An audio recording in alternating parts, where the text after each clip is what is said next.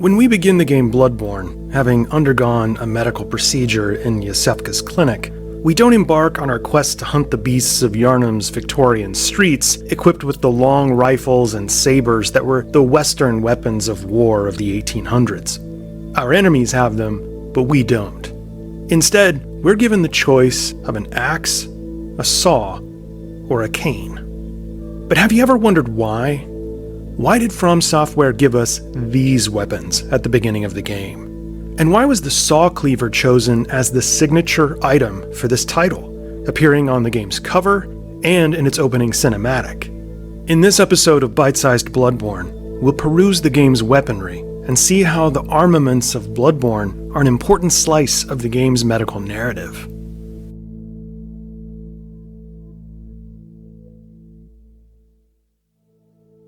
In our initial visit to the Hunter's Dream, we're able to choose a supporting firearm and one of three primary weapons: the Hunter's Axe, the Saw Cleaver, or the Threaded Cane. Because these are the first weapons we're able to obtain in the game, and because for many players they'll become the main, if not the only weapon they'll use during their first playthrough, it's worth exploring why From Software decided to give us these particular implements. Obviously, axes have been used in civilizations around the world, including in battle, and they're present in countless fantasy role-playing and adventure games. But that's not the case with the Saw Cleaver and the Threaded Cane. In terms of real-life weaponry, be it of the Victorian era or before, saws and canes weren't used on the battlefield.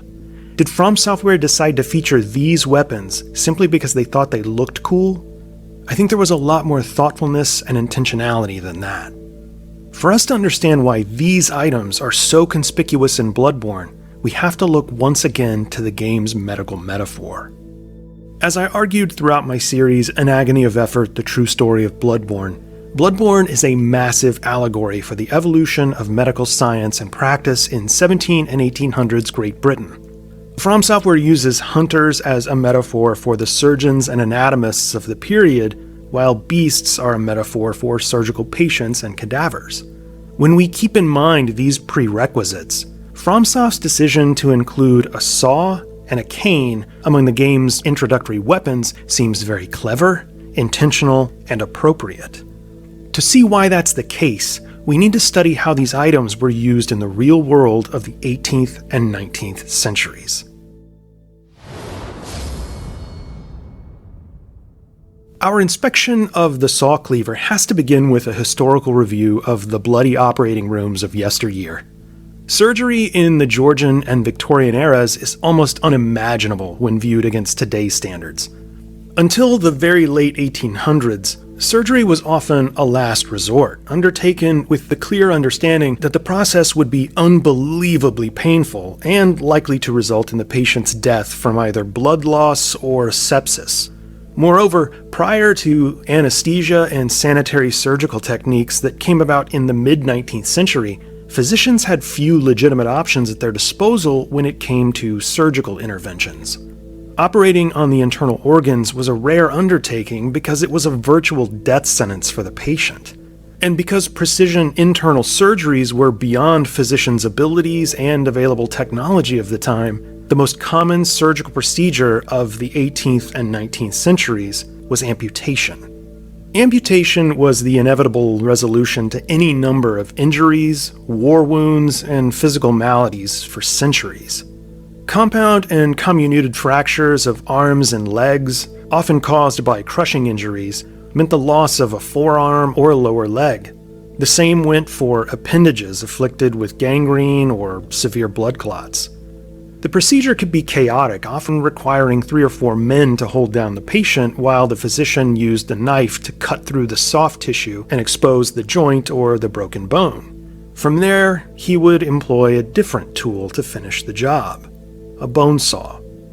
Because amputations were by far the most frequently performed operations of the 17 and 1800s, physicians in Great Britain and North America earned an unflattering but appropriate nickname: sawbones.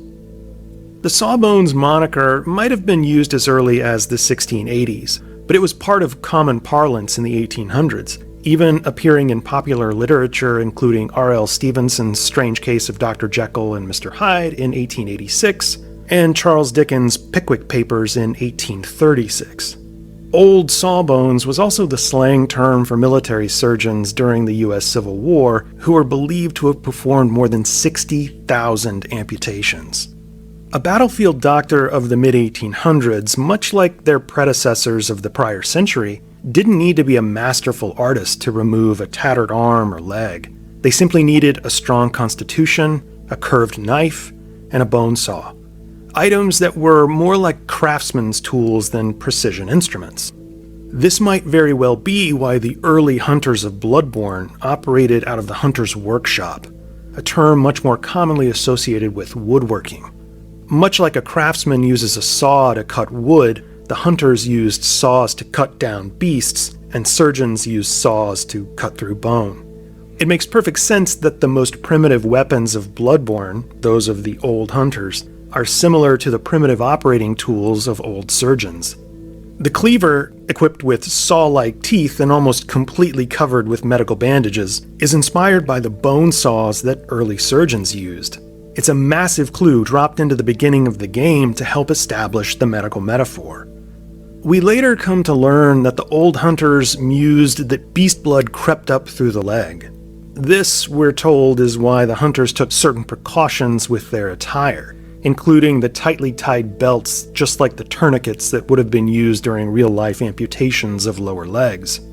It's no coincidence, none whatsoever, that Gehrman is missing a lower leg.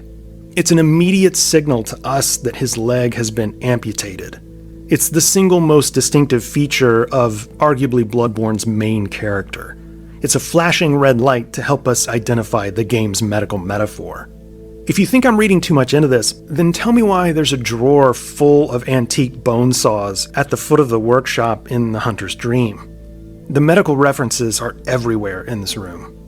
If beast hunting is a metaphor for surgery and dissection, as I've argued, then the description of the saw cleaver and that of the saw spear only underscores this idea. It states, "The saw, with its set of bloodletting teeth, has become a symbol of the hunt." Just like a bone saw is symbolic of amputation, the saw cleaver and saw spear are symbolic of the hunt.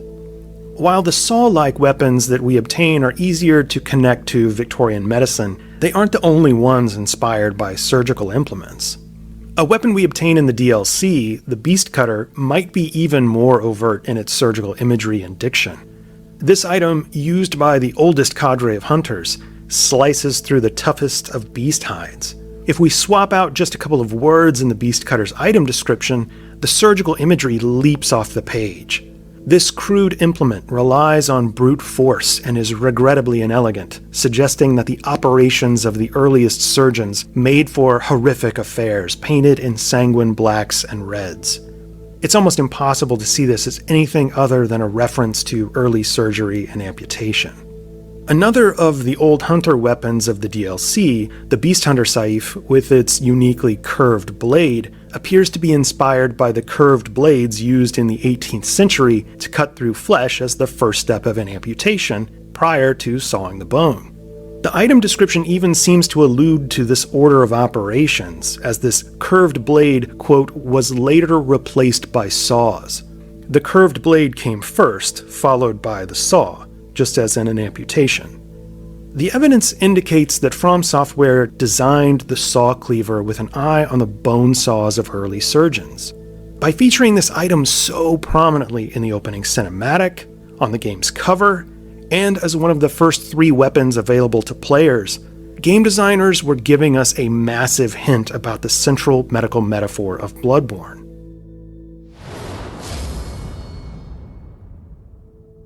It's certainly reasonable to assume that the threaded cane, like countless other items and features in the game, is a contextual device. Just like the horse-drawn carriages, the Georgian architecture, and the antique firearms, all of which nest the game in the 17 and 1800s, the cane could be one of many scene-setting weapons, items, or environmental pieces. But there's much more to it than that. While it's true that the cane was a popular accessory for wealthy gentlemen of Victorian England, It didn't just pop up overnight. We have to understand the historical origin of this phenomenon. Nearly 400 years ago, a specific group within Britain's elite began to carry the cane as a status symbol. It was physicians. The trend began in France, where men of the more scholarly trades stopped carrying a sword and instead touted the handheld cane to signify masculinity and intellectual sophistication. In Great Britain, however, the cane was synonymous with the physician, much like today the white coat or stethoscope is symbolic of the profession. As the Royal College of Physicians of London noted in a 2014 article, from at least the beginning of the 17th century to the end of the 19th, physicians were thought of as inseparable from another accoutrement, their canes. 19th century author John Cordy Jefferson described the ubiquity of canes within the medical profession of the 16 and 1700s. In his 1861 publication, A Book About Doctors, Jefferson writes, "No doctor of medicine presumed to pay a professional visit, or even to be seen in public, without this mystic wand. It was an instrument with which every prudent aspirant to medical practice was provided." Although the cane was largely symbolic of intellectualism and later medicine, it wasn't without its practical applications. Canes were often crafted with a hollow shaft or small compartment at the handle, which commonly held pungent vinegar or a cordial that a physician could inhale or drink in the hopes it would protect him from contracting whatever illness was plaguing his patient. Because many early doctors were quacks who touted bogus cures for any number of ailments, the cane-sniffing physician was lampooned in the satirical etchings of 18th century artists, including Thomas Rowlandson and William Hogarth.